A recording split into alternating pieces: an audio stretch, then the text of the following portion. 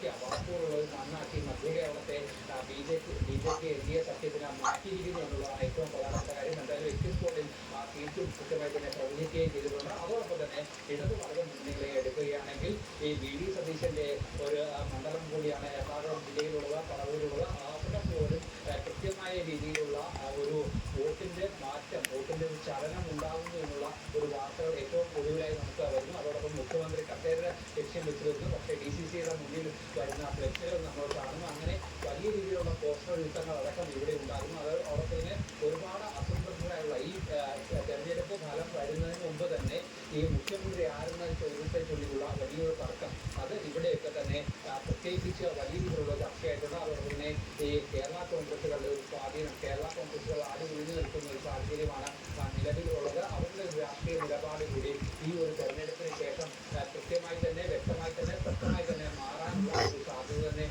നിലവിൽ അതൊക്കെ തന്നെ മധ്യ കേരളത്തെ സംബന്ധിച്ചോളം വലിയ ചർച്ചാ വിഷയമാകുന്നു. അതോടൊപ്പം തന്നെ